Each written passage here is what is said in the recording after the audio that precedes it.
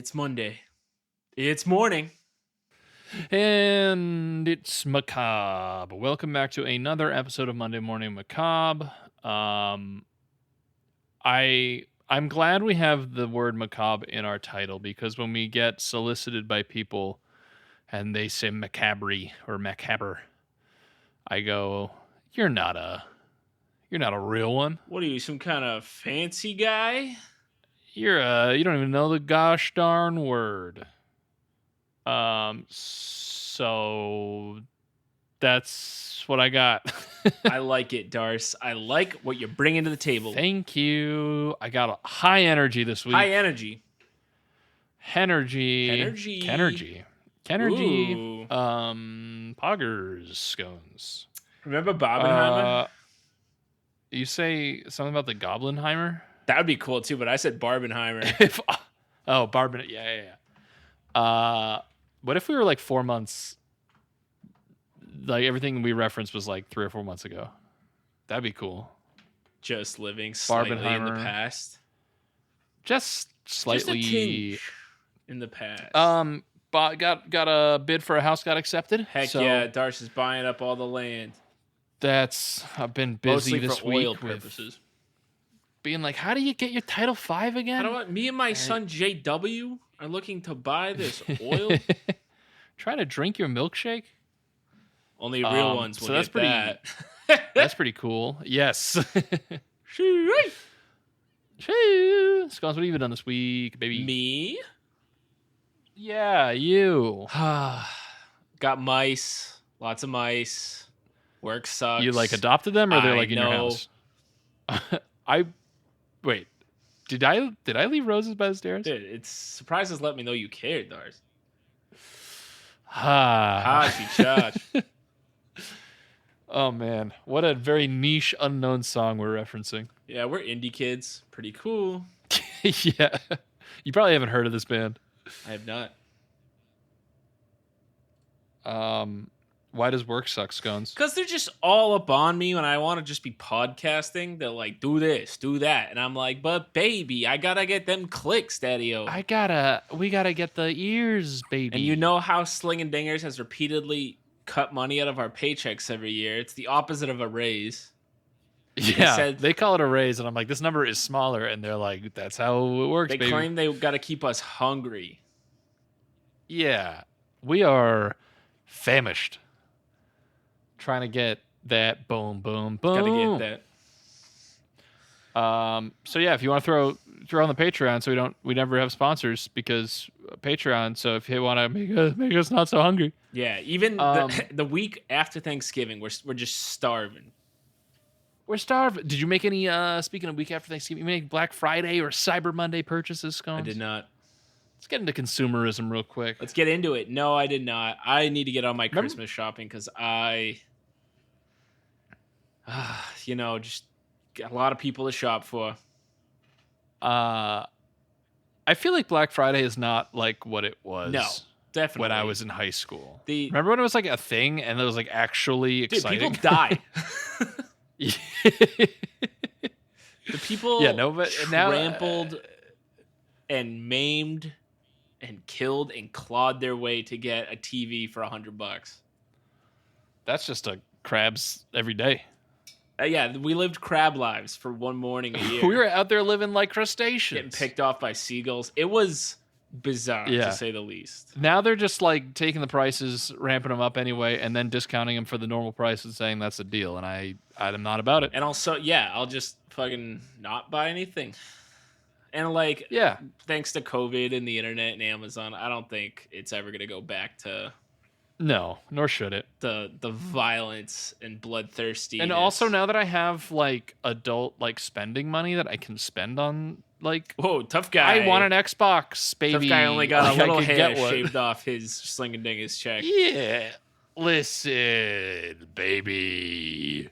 I own 4 mansions in Boca Raton, Florida. Lovely this time of year. I love it. Scones. I've got something to talk about, and I feel like this might be a little bit of a longer thing, so we could just hop right in if you want. Let's do it. All right, ladies and germs. Today, we're talking about the Wicked Witch of Monroe, Connecticut, Hannah Cranna. Dude! Do you have a link, or are you just saying dude, that's just sick. Hell Give me some of that Hannah Cranna, dude.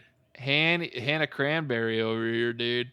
So band, cran your hands and start leaking.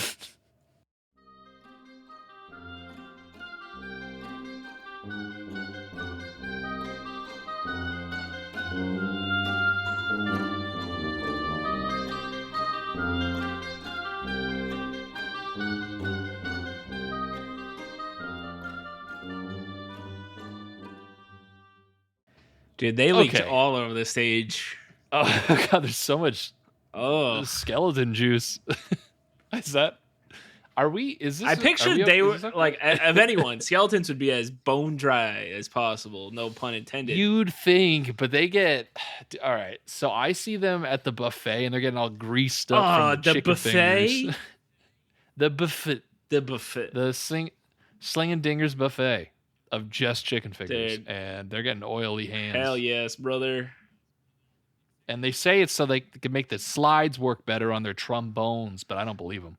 Dude, we need to lube up those slides, though, because this gravy train. I'm trying to lube up these slides. All right. Monroe, Connecticut. Yep. Where in Connecticut is that? Is that near Harvard? Is it near? Could not tell you. Ooh. New Haven. I know nothing. Good. All I know is that there was a Wicked Witch there back in the day. So this is a cemeteryinsightsandbeyond.wordpress.com. I like article. Our sources recently. Didn't want to buy the full domain. We're stepping up our source game here for season 5. Couldn't afford the $8 to $10 a year, so they went with the old. Hey man, it adds up. Hell yeah, David Ramsey would cream his jeans over this. Just saving that cash. Dude, Davey Wavy with the now you doing better than I deserve. Situated around the bend from the waste transfer station shared by the towns of Trumbull and Monroe is a small graveyard known as Gregory Four Corners. Wow. The old bear, which sounds like a drug dealer name. Oh, Gregory Four Corners, dude. He'll get you whatever you really need, man. He sounds like a trickster. Fucking Gregory Four That Corners, dude's slippery. Dude. He's slippery as heck. That guy's got bones. Yeah, he is like those trombone slides, dude. Absolutely lubed up and ready to serve looks, dude. Okay. The old burial ground would easily escape notice if it were not for the lore associated with it. Nestled on a steep embankment beneath a parasol of trees, the graveyard seems dark even on the brightest days. A rusty chain-link fence surrounds 3 sides of Gregory Four Corners. Heck yeah. While the side running along... I can't... Now it's just, to me, it's a man. While the side running along an embankment overlooking the main road is unprotected from intrusion. The grounds are accessible only to the modern visitor who dares to enter on foot. It seems beyond reason as to why anyone would designate such a steep embankment to be the only accessible entrance. Most likely the embankment was not the original entrance, as it would have been difficult for a funeral procession to bring a coffin to the grave that way. The southeastern corner sits at the top of a hillside against a backdrop of dense woods. The headstone, they really put a lot of detail into the specific gravesite here, but we'll get into Hannah Cranna soon. The headstones vary in size and composition. The oldest section houses a row of graves marked by a crude fieldstones and intermittently dispersed colonial-era headstones of slate and brownstone. It's a lot of stone. Dude, they knew their stones back then. Stones were all the rage, Daddy-O. Dude, stones were like their Xboxes. Stones were like jazz back in the day, man. Ooh, I like this metaphor. Anybody who was swinging with it. Some stones, I mean. Oh, baby. Many are broken. Darcy, if you could have a house made out of any material, what would it be? Can't be hay. Can't be sticks. No, we've learned. Gotta be listen, bricks. We learned that the hard way, okay? I got a lot of stories to tell you guys. 3 small pigs walked so we could run. Here lies the 3 little pigs. Many are broken and sinking into the earth. The center area of the ground sports only a handful of legible white marble headstones from the 1800s. Oh, dude, Gregory Four Corners isn't taking care of them, dude? Yeah, Greggy Fours has some history. He's got to take care of his headstones better. The majority of epitaphs have eroded and sent the identities of the dead into oblivion. Jesus. Yeah, it's a fucking metal sentence. That'll be us someday. Our dead bodies sent into oblivion. But our voices will be immortal. Taken by AI. I can't wait for that, dude. Yeah, I can't wait to be a spam caller. You guys are going to pick up your phones. I want a little robot monkey that just talks like me. That's just fed my AI. Yo. Dude, we should make robot monkeys that are talking. Dude, and they can just do the podcast for us. Or we can go spend I actually had the all idea day at the beach. I had the idea for another podcast where I feed an AI our entire podcast library, and then it's the third host. That would be... And it comes to us with stories. That might have to be some Patreon tentapalooza, dude. Fucking sweet. Anywho.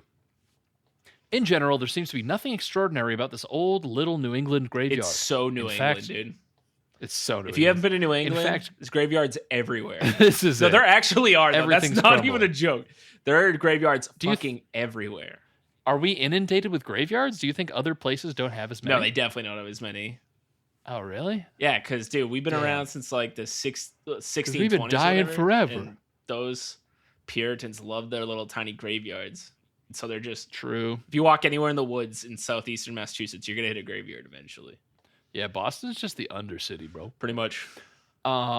In general, there seems to be nothing extraordinary about this little old New England graveyard. In fact, Gregory Four Corners would be undistinguished if it were not for the grave of Hannah Cranna Hovey. The grave of Hannah Cranna Hovey. Hannah's grave sits on the edge of the embankment. Wait, okay, hold on. Say the whole name again. Her name is Hannah Hovey. Hannah Hovey, but Hannah Cranna was the nickname, so it's Hannah Cranna Hovey. Hannah Cranna Hovey's grave. Hannah Cranna Hovey's grave. Yes. Say that 5 times Kobe. Fast and smoke it. Hannah Kobe. Wait, is it Kobe? Hovey. Kobe. Hovey. Dude. Remember saying Kobe when you threw something in the trash? Yeah. F. Damn. F in the chat. Hannah's grave sits on the edge of the embankment near the road. Her headstone is dated from the mid-1800s and clearly looks newer than it should. At first glance, it seems like it does not belong where it is. It's so close to the embankment that you have to wonder how the gravesite was dug without a problem. The top of the stone is always covered with tokens left by those who visit the grave. Trinkets and flowers are also left to adorn the base of the headstone. It is widely thought that if you leave a gift to appease Hannah's spirit, she will grant you the good fortune you desire and not follow you home. Okay. Thank God. Scones, what gift you bring into Hannah Cranna? Dude, I'm giving her maybe like those little like the things that massage your feet, or maybe a massage like something from what was that store in the mall where you got like massage items and cool things? And like funky little things that sat on your desk and shit. It was all like massage chairs and like paperweights. Yeah, and it's so expensive. Yeah. Oh, what the hell is it called? I'm not gonna remember this, and it's gonna something stone. Brookstone. Yeah, get her some shit from Brookstone. That way, I know she's not following me home. She's like, I want to follow him home, but this fucking massage lazy boy chair, I can't leave. It's got a heater. She. 4 modes, baby.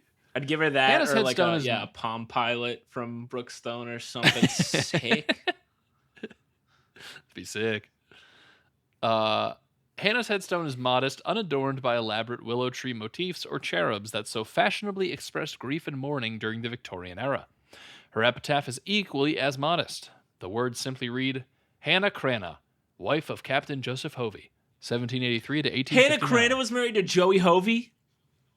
Yeah, Joey Hove married the Cranster. Joey Hovey and Hanny Cranny, dude. Like, Hanny Cranny. Have them over to any dinner party. You know it's going to be fucking off the chain. You know they win in cranium, For bro. Sure. The headstones and its simple wordings does not measure the magnitude of Hannah's status in the supernatural lore of Monroe and Trumbull. If you grew up in either of those towns, in all likelihood you have heard the legend of Hannah Cranna so many times that you know it by heart. Hannah's story is told each year at special Halloween events in the area, featured in local newspapers, accounted in books on Connecticut folklore, and explored in articles on the New England Historical Society's website. Oh shit, Hannah Cranna's big deal. Yeah, She's the big Cranna's time, got that dude. clout. More than a century and a half after her death, Hannah Cranna Hovey remains well known as the Wicked Witch of Monroe, Connecticut. Sick.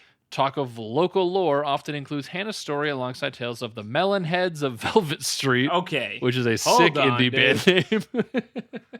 We are Wait talking a about minute. the wrong thing. I remember one time in my life, Darcy, I was joined an indoor soccer Melonhead? team, and we tried to make our name the Humongous Melonheads because it was the team name from Backyard Soccer. Yep. And they said, no, you cannot. That is an inappropriate name. The league wouldn't let us be called the Humongous Melonheads. The Humongous Melonheads? That's dumb. So, Scones and his indoor soccer team of Velvet Street and Trumbull and the mysterious faceless people who haunted an old Victorian mansion that once stood in Monroe. Such ghostly tales have been around for years. In the 1980s, the lore was especially popular among local youths who just learned to drive. Dude, those youths, dude. Those youths. So, we will skip to... Dude, local youths are always fucking with the supernatural, man. It's always local youths and really old archaeologists. Yeah. Or, well, no, what about new home buyers? That's true. Patrick Wilson does want to give you a call. Dude, he was the fucking dude for horror movies for like a solid 4 years. He was the Hannah Cranna of horror for a while. He was like a Vincent Price Jr. thing going on. Sheesh. So, by all accounts, Hannah Cranna Hovey was a solitary figure that many considered a social outcast in her later years. So there on the edge of the embankment lies a modest-looking headstone belonging to an old woman who went to her grave with a reputation of being a witch. Sick. Born sometime in 1783, Hannah Cranna Hovey's reputation as a witch supposedly began with... Oh, my cat just walked in, but my door that's opened and I didn't see the cat. spooky, It freaked me dude. That's out. witch stuff. I didn't like that. Dude, your like cat that, Hannah is Cranna. Hannah Cranna reincarnated. Might be. What's up, Hanny Crans? Okay. Born sometimes in 1783, Hannah Cranna Hovey's reputation as a witch supposedly began with the death of her husband, Captain Joseph Hovey. When Joseph's body was found under the outcropping of a cliff, the townsfolk of Old Monroe began to whisper that Hannah had put a spell on him. Young Hova. Yeah, young Hova took a oopsie-whoopsie off a cliff. Many presumed that it was Hannah's bewitchment that set Joseph off for a walk one morning in a state of stupor that led him to fall from a cliff to his death. Prove to me it wasn't. Which is... well, that's kind of how it worked back then. Following her husband's demise, Hannah lived in solitude with her rooster, Old Boreas. Wow. That's the coolest name a rooster's ever had. Yeah, there's been a lot of good rooster There names, have too. been Foghorn Leghorn. Clux That's a McWing. ridiculous name, Foghorn Leghorn. Yeah, he was not somebody's familiar. Wait, who did you say? I said Clux McWing. Is that what's the name of the guy from Chicken Run? I don't know. I made up Clux Hold on, McWing. we've brought Chicken Run up on this podcast, so I feel like I need to figure it out. Chicken Select. I think it was like Mel Gibson played him. Was Mel Gibson in Chicken Run? Yeah, you better fucking believe he was. He was Rocky. That's his name. Yeah, that's not Clux McWings. So, Old Boreas must have been a very charismatic rooster because Hannah adored him enough to name him after a powerful and mythological god. Dude, why are you fucking... If you're a woman back then... Yeah. I'm not victim blaming here, but like... I would stay so far a little from bit. anything magical because the society's so insane. Yeah, what's that rooster's name? Dirt. Just Dirt. What's his name's name? Dirt Bible. Nothing weird about it. Bible too. I would stay so far from anything that wasn't gonna get me tied up and lit on fire. So Boreas was the purple-winged Greek god of the north wind and winter. Even in the eyes of the 18th century Christians, naming your pet rooster after a pagan god and living alone on top of a hillside in the middle of a wooded area teeming with wildlife probably was not the best way of keeping yourself from seeming like a practicing witch. It's true, So Scones, but you're pretty much right. I know, but I hate that I'm right because it is a sick way to live. She should be able to live that way in peace. Because I want to live that Everyone way should in be. peace. That should have been in the Constitution. For sure. Old Boreas's appearance and behavior only helped reinforce the belief that he was Hannah's familiar. His handsome plumage of ebony feathers were as dark as the moonless sky, and many people still superstitiously believe the color black signifies the power of darkness. So, on top of his name being Old Boreas, he was a black rooster. She's not gaining any favor with... Again, she's getting favor with me, but yeah, her... Yeah, puritanical people, not so much. Not so much, guy. Not so much, babe.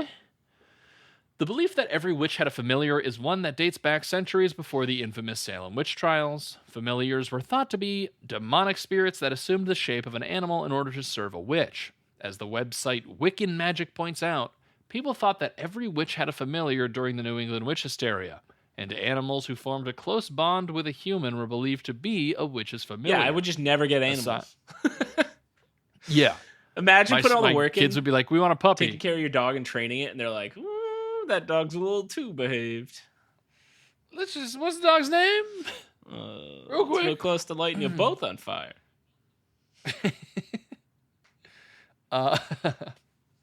So, aside from close attachments to a person, these animals were characteristically mischievous or lively. Boreas was renowned for having both these characteristics. Dude, Boreas is so renowned. Dude. Instead of crowing at the break of dawn, old Boreas preferred to crow precisely at midnight. Holy shit. Which is fucking metal. metal. That is metal, dude. This rooster rules. He's so cool. He rules the roost, dude. Holy shit. Holy shit. An hour of the night known as the witching hour, the first of a 3-hour period during which the powers of darkness were intensified. Dating back to ancient times, the hours spanning from midnight to 3 a.m. have always been marked by a high amount of supernatural activity. Still pretty much During the this same. time, Nothing normal ever happens in those hours. That's still here. During this time, a strong connection between the light of the living world and the invisible realm of the paranormal was, and still is, thought to occur. Witch hunters believed that satanic rituals were performed during these hours because the ability to communicate with diabolical forces was at its strongest. Diabolical, dude. Diabolical also, is people a great word. Yeah. It's got a lot of cool sounds. It's got a lot of pizzazz to it. Got a lot of pizzazz. You know when baby. Diabolical walks in the room, dude. Like, yeah. It is not shy. People during the 1800s superstitiously believed that roosters who crowed at any hour after sunset were communicating dire news from the supernatural realm. Of course. Usually, how else would I get my news? Usually foretelling of someone's death to the community. No matter which ear of belief I was turned to the sound of old Boreas's midnight crowing, dude, the sound was never welcomed with glee. Old Boreas's midnight crowing. So now we're on to cantankerous old Hannah. Of course, Hannah's disposition was also under the close scrutiny of the community. No doubt her cantankerous personality only made her seem even more witch-like to those who encountered her. Dude, Hannah doesn't give a fuck about the symptoms of being a witch. Yeah, she's a real one for sure. She'd be on Real Ones, the podcast, for sure. Sitting there with Bam Bam, the dog. He's sick. No doubt her cantankerous personality only made her seem more witch-like to those who encountered her. She knew that people thought of her. She knew what people thought of her, and she used their superstitious beliefs to her advantage. Widowed and old, she was most powerful in her ability to intimidate neighbors into giving her basic necessities, such as food and firewood. That's pretty sick. She cursed those. Yeah, so she was like, I'm gonna fucking boil you into a stew. She's walking into the pub, spitting in drinks, dude. Like, hell yeah. She owns this old town. Old Boreas right there. Yeah. She gonna run this town tonight. So she cursed those who lacked generosity or disregarded her wishes. One tale tells of a story of a young man who decided to fish for trout in a stream that ran along the back of Hannah's property on Cragley That Hill, asshole. which is an amazing address for a witch. Hannah Cranna on Cragley Hill. It sounds like some shit we would say. When Hannah approached the fisherman, she demanded that he leave her property, but he refused. Infuriated that he would disrespect her request, Hannah shook her cane and trespassed her and shouted, "May curses fall upon you and your fishing." Dude, I bet they did. So, still, he guffawed her and continued to fish. Yet Gave her the from old that point guffaw, on, dude. yeah, he was like, guffaw. From that point on, the young man's fishing skills took a turn for the worse, and he never caught another fish in his life. Really? That's what it says. Guy's gonna die fishless. So, yeah, exactly. Sometime in late December of 1859, old Boreas dies. Wow, wait. Rippy. How old was this rooster? 400 years That's what old. it sounds like, dude. Grief-stricken, Hannah made a final resting spot for her beloved pet in the exact center of her garden. It is said that she buried him beneath the stars that night after performing a bizarre funeral service. Perhaps she wrapped the dead rooster in cloth, lit candles, or held an offering of flowers up at the moon. Many people said that the only time Hannah ever cried was on the occasion of old Boreas' death. "Now I will soon depart this life," Hannah said. Most people believe she was stating the obvious. The death of her familiar was a sign of her own demise was at hand. All right. Hannah wanted a dignified funeral procession. Whether it was the supernatural at work or not, the loss of old Boreas did indeed foretell of Hannah's death. In the weeks that followed, many said that Hannah's fiery spirit seemed to fade. When the week after Christmas arrived with a fierce freeze and heavy snow, the frail-looking Hannah rarely went far from her home. As the Monroe Historical Society tells the story, a neighbor decided to check on her well-being when he overheard a low wailing coming from her house. Pale and weakened, Hannah allowed him into her home, and she told him that the spirits of the great beyond were calling her to her grave. That's so scary for this dude. Yeah, I'd be like, fuck, I thought you needed sugar. I'm sorry, I gotta go. Got a bunch of low whales summoning you up Cragley Hill. Damn. Damn, son. She then gave him instructions for her burial. Hannah knew that her own death was near, and after living most of her life as a feared outcast, she wanted to assure herself a dignified burial. "I must not be buried until after sundown, and there must be ample bearers to carry me to my gravesite," Hannah told her neighbor. To these instructions she famously added, "My wishes must be followed, or trouble and vexation shall fall upon you." Uh-oh. You do not want vexation, dude. Trust me. If you get vexed, man. Dude. Are you anti-vex, bro? Sure am, dude. The only way to get rid of a vex or curses, you need a leprechaun, and good luck getting one of them these days. Yeah. They are not around so much. Local lore claims she was found dead in the doorway to her home the next morning. Not one version of the story can account for who found her. Bleh. Perhaps the caring neighbor who returned to check on her and discovered her fallen body. Exactly when he found her is not known either, but we can safely assume it's possible that Hannah's death was not discovered until weeks later. Her date of death is uncertain. Supposedly, Hannah died sometime between December of 1859 and January of 1860. Oh. The custom of pallbearers served more than just the functional purpose of delivering the deceased to the graveside. In an article about funeral etiquette and customs, the website Opposing Views points out that by carrying the coffin, the pallbearers honor and serve the deceased one last time. As was customary, the pallbearers would need to carry Hannah's coffin above their shoulders from her home at the summit of Cragley Hill and across town to Gregory's Four Corner Burial Ground. Dude. Dropping the Gonna do the drop off to old Greg Four from Corners. Cragley to Greggy Four Corners. Dropping the coffin or having any sort of disruption during the process was not only just disrespectful, but was also believed to attract the wrath of evil spirits. It's like, I think you should leave. Everyone's falling through the coffins. Coffin flop. Corncob TV. The journey was under 5 miles, but bringing Hannah's body to its final resting place in the winter involved a What treacherous the walk over the fuck, dude? hillside of Monroe. Dude, Polly Bearer. You wouldn't do Old it? Polly Bearer has to carry this Polly himself B. 5 miles through the snow to Gregory Four Corners. He's hitting you with that, like, grandpa story. We used to have to carry old women down Cragley Hill 5 miles in the snow, both ways. And I'm like, yeah, right, Grandpa. And then now that I'm an adult, I understand.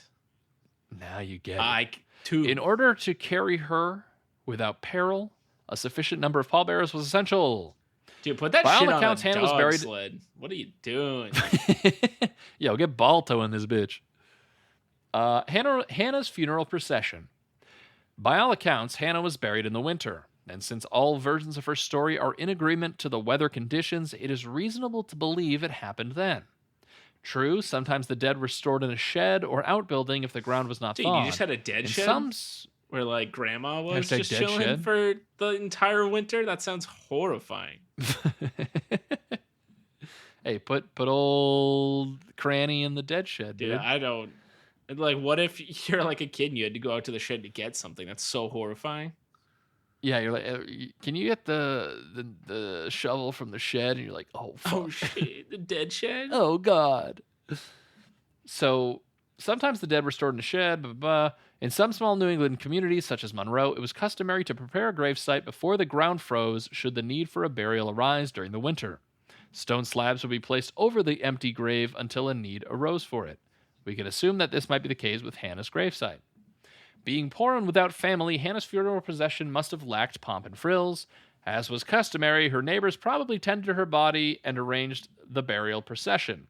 And if they followed the usual custom, the pallbearers carried her body in its coffin, feet first out the door, etc., etc., etc. Now, on the afternoon that Hannah's body was carried for its burial, the town of Monroe was covered in snow. Which practically overtook the men who were serving as pallbearers. They decided it would be too tiring to carry Hannah over the turbulent hillside to Gregory Four Corners by hand. Yeah. So, putting their own need for ease and comfort above Hannah's last request, they placed her coffin on a sled. Hey! Scony. Look, after work smarter, all, not she was harder gone when and you're dead. burying witches, dude. Right. So, who cares? She's gone and dead. But several yards down the road from her house, the coffin fell off the sled and slid halfway back to her house. Oh, no. Rippy, unnerved, the group of men placed it back onto the sled and used chains to secure it in place. They put the snow tires on, dude? Yeah, they slapped the snow tires on that sled. Oh, shit. It's going to be a fucking happy Honda days. Yep. So they used chains to secure it in place, and a few of them decided to keep it extra secure by sitting on top of it. At least this strategy seemed to work until they reached the crest of the final hill just before the bend to Gregory Four Corners. Dude, I'm so glad I'm alive when I am. It's Amen, so brother. Ridiculous. The coffin began to shake so fiercely that those who sat perched on top of it tumbled helplessly to the ground. Haunted by Hannah's warning of what would befall them should her last wishes be ignored, the terrified group decided they would carry her coffin by hand. So, hand and foot Hannah Cranna was delivered to her final resting place shortly after sunset. As they returned to their homes, the group of men were startled by a loud clap of thunder, and the cold winter night sky became illuminated by a hellish blaze. They soon realized Hannah's home was engulfed in flames. Oh, no!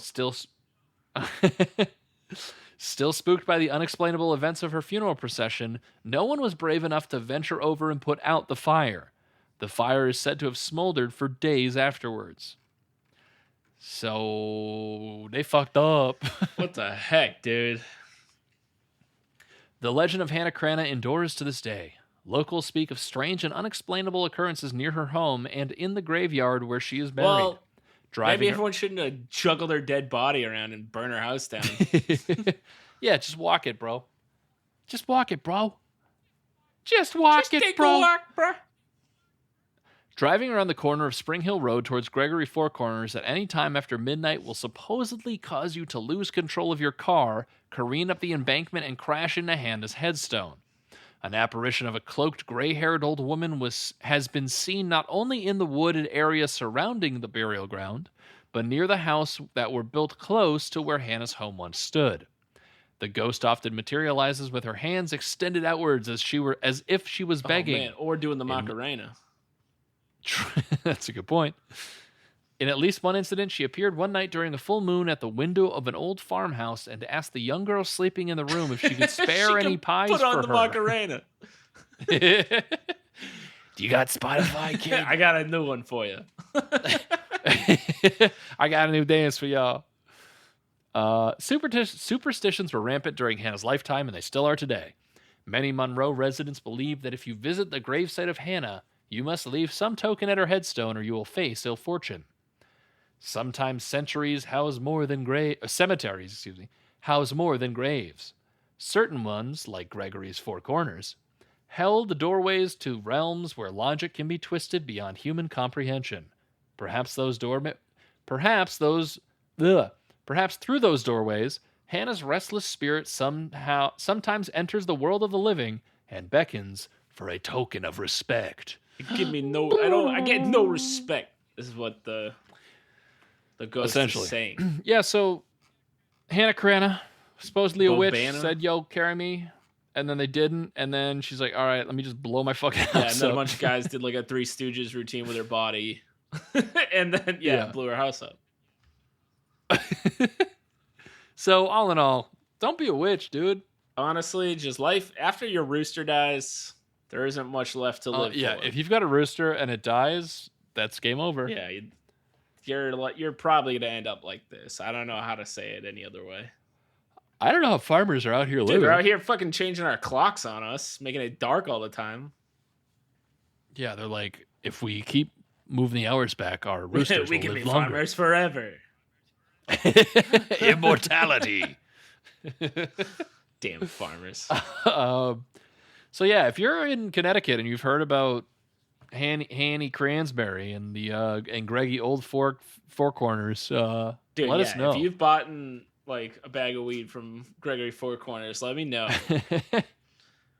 Reach out and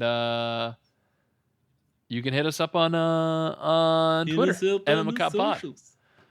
Monday Morning Macabre on Instagram and MondayMorningMacabre.com. Check out the Patreon if you want to support us so we can keep the show sponsor free. Fancy feast. Fancy feast. We send every Patreon member a bag of Fancy Feast. TM. And praise Morbo. There's fine print. Praise Morbo and have a wonderful week. We love you so much. Goodbye.